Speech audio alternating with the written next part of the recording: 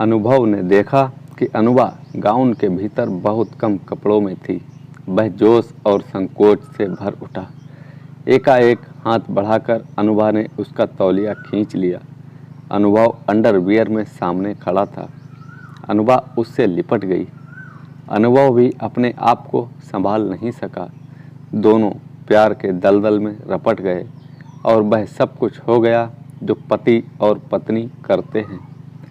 Classroom से बाहर निकलते ही अनुभा ने अनुभव से कहा, अरे अनुभव, केमिस्ट्री मेरी समझ में ही नहीं आ रही है। क्या तुम मेरे कमरे पर आकर मुझे समझा सकते हो? हाँ, लेकिन छुट्टी के दिन ही आ पाऊँगा। ठीक है, तुम मेरा मोबाइल नंबर ले लो और अपना नंबर दे दो। मैं इस रविवार को तुम्हारा इंतज़ार करूँगी। मेरा कमरा नीलम टॉकीज के पास ही है।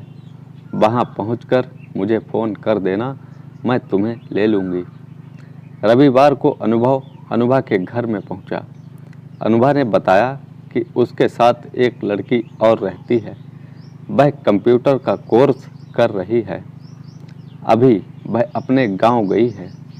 अनुभव ने अनुभा से कहा कि वह केमिस्ट्री की किताब निकाले और जो समझ में ना आया हो वह पूछ ले।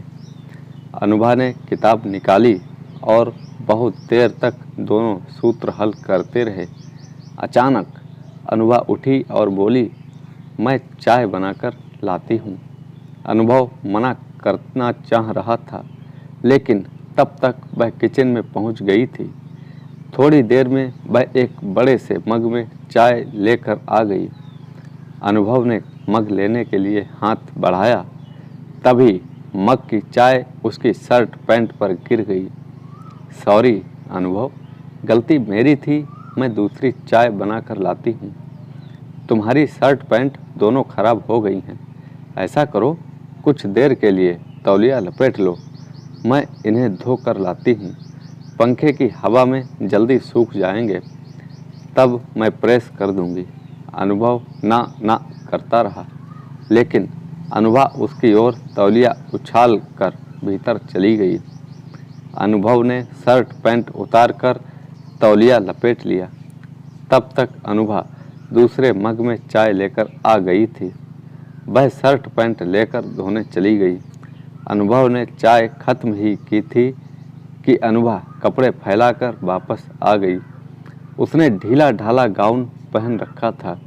अनुभव ने सोचा शायद कपड़े धोने के लिए उसने ड्रेस बदली हो। अचानक अनुभा असहज महसूस करने लगी, मानो गाउन के भीतर कोई कीड़ा घुस गया हो। अनुभा ने तुरंत अपना गाउन उतार फेंका और उसे उलट पुलट कर देखने लगी।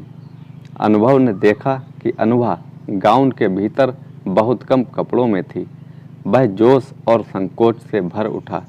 एकाएक हाथ बढ़ाकर अनुभा ने उसका तौलिया खींच लिया। अनुभव अंडरवियर में सामने खड़ा था।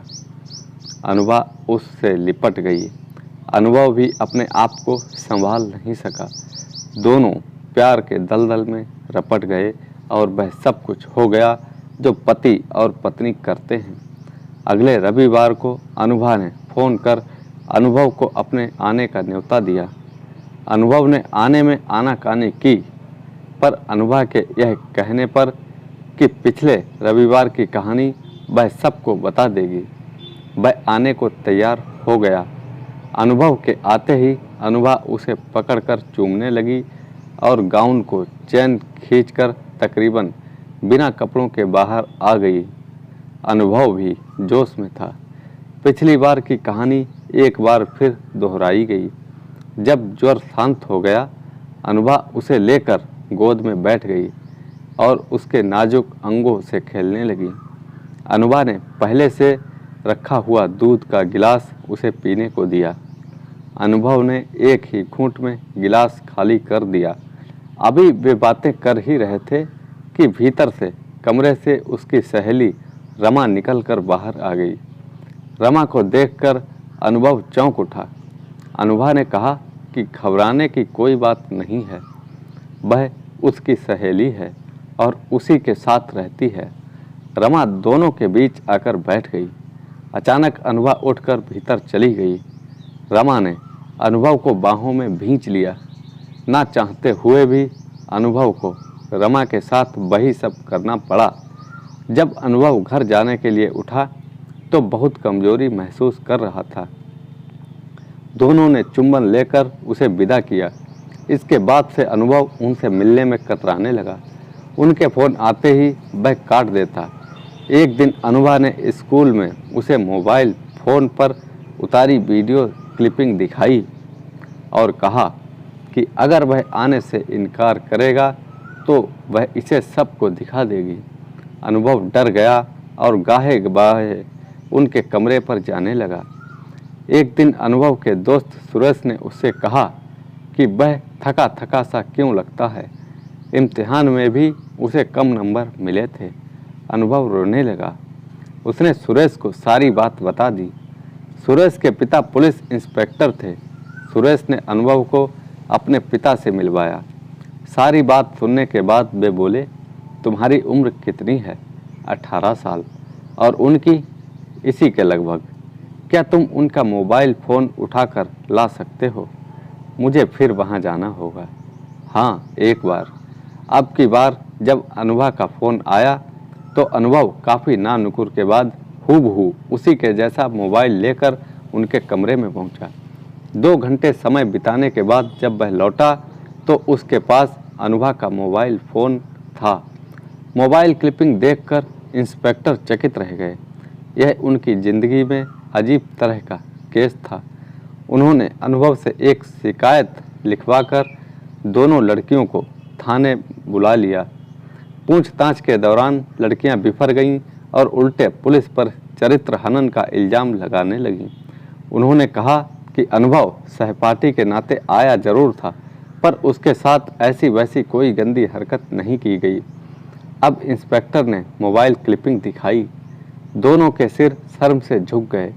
इंस्पेक्टर ने कहा कि वे उनके माता पिता और प्रिंसिपल को उनकी इस हरकत के बारे में बताएंगे। लड़कियां इंस्पेक्टर के पैर पकड़कर रोने लगीं। इंस्पेक्टर ने कहा कि इस जुर्म में उन्हें सज़ा हो सकती है, समाज में बदनामी होगी और स्कूल से निकाली जाएंगी सो अलग। उनके द्वारा बार बार माफ़ी मांगने के बाद इंस्पेक्टर ने अनुभव की शिकायत पर लिखवा लिया कि वे आगे से ऐसी कोई हरकत नहीं करेंगी। अनुभव ने वह स्कूल छोड़कर दूसरे स्कूल में दाखिला ले लिया। साथ ही उसने अपने मोबाइल की सिम भी बदल दी। इस घटना को 7 साल गुजर गए। अनुभव पढ़ लिख कर कंप्यूटर इंजीनियर बन गया। इसी बीच उसके पिता नहीं रहे। माँ की जिद थी कि वह शादी कर ले। अनुभव ने माँ से कहा कि वे अपनी पसंद की जिस लड़की को चुनेंगी वह उसी से शादी कर लेगा। अनुभव को अपनी कंपनी से बहुत कम छुट्टी मिलती थी। ऐन फेरों के दिन वह घर आ पाया। शादी खूब धूमधाम से हो गई। सुहाग रात के दिन अनुभव ने जैसे ही दुल्हन का घूंघट उठाया वह चौंक पड़ा। पलंग पर लाजबंती सी घुटनों में सिर दबाए अनुभा बैठी थी। तुम? अनुभव ने चौंकते हुए कहा। हाँ, मैं अपनी गलती का प्रायश्चित करने के लिए अब जिंदगी भर के लिए फिर तुम्हारी देहरी पर आ गई हूँ। हो सके तो मुझे माफ़ कर देना। इतना कहकर अनुभा ने अनुभव को गले लगा लिया। तो दोस्तों, कैसी लगी ये कहानी? लाइक करें, कमेंट में हमें बताएं और हमारे चैनल को सब्सक्राइब करना ना भूलें। धन्यवाद।